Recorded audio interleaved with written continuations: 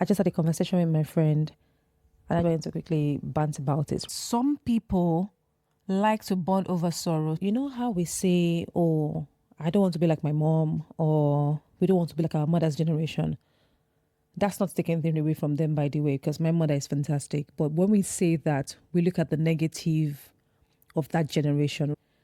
And I realized that there's one thing that I consciously do. So, for example, when I'm having conversation with my friends and they're like, oh, how are you? Like, how are you doing? And I'm like, I'm fine. And we speak, yeah. And then maybe there's something negative going on in my life and they really want to talk about it. I realized that I don't like to dwell in it. So I would say, oh, yeah, I know. Blah, blah, blah, blah, blah, blah. Then, but I'm like, I've moved on. Doing the conversation with my friend today, I realized that the reason why I do that is because I think I watched my mom and our friends bond over negative news. Oh, bye bye, tuti shebai. Or, this man. Or, homo, there's no money. They bonded over negative. So when I hear my mom and our friends talk, most of the time it's literally always negative. I mean, they have good things to say. So, for example, the good thing is always when the kids are getting married or when very, I can remember how the positive conversation is really outside of them. Is usually positive for social class, if that makes sense. But every time they have conversation, it's always we're going through it, we will survive it. It's just always like negative. So I think that because of that, I'm conscious that when I have, because you don't have time with your friends so much, adulthood, right? Work, between life, ambition, between your family, you really don't have time with your friends. So I feel like when I have time with my friends, I don't want to bond over negative. So it's not necessarily me masking, it's not me hiding.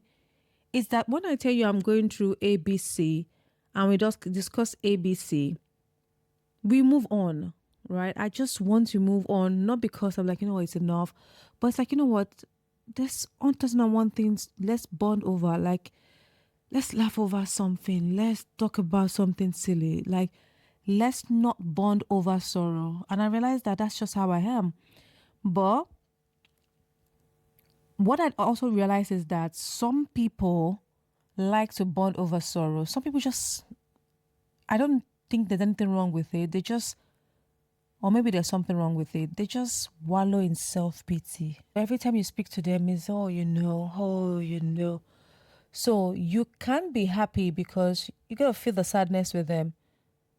But me, when you felt the sadness with me, let's move on.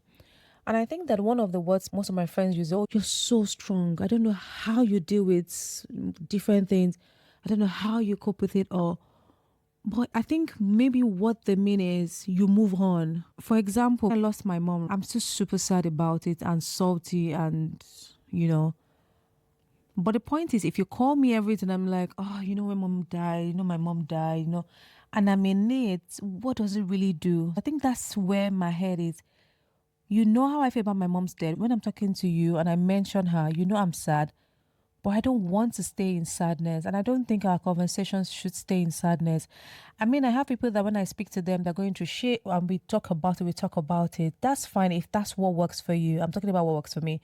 So if I have a friend that likes to wallow in self-pity or in their sorrow, I try to be there for them, but I get tired. I'm not even going to lie. I get tired. I mean, I had a friend it's like the competition of who's sad the most. You can't be happy. You're sad. You've discussed it. You have to then stay in the sadness. Then the next conversation, and you have to remind you of how sad they are. I think it's just draining. I think that because life would always be life, we have to find the moments to just enjoy joy, right? Let's just enjoy the peace, the happiness. Like, yes, we would cry together, mourn together, but then let's not make that our personality. Let's not make that the reason why every time, we don't really talk every time. And every time we talk, I'm not going to spend 10 minutes out of 20 minutes sulking. Yes, we will touch on the things that are hurting, how life is, what's painful, but then let's laugh about other things. Like, let's joke about other things. Let's talk about the future plans. Let's let's not just complain a whole conversation. I think that's why some friends as well I avoid, because it's like the only thing they can give you is that sorrow, sympathy. I think that's the word, not sorrow. They can give you sympathy, so they give you sympathy. But no, let's move on. I do not want a friend that is insensitive. So I'm not saying that don't sympathize. That's not the word. I feel like when I'm sad and I'm trying to get a word, don't just say, oh, so as we're going. No, that's not what I'm saying. But I'm saying that once you sympathize, once you get stuck over it, let it not be your personality that every time you catch up, it's just sorrow and sorrow and sorrow. I'm sure you get the gist. Good night.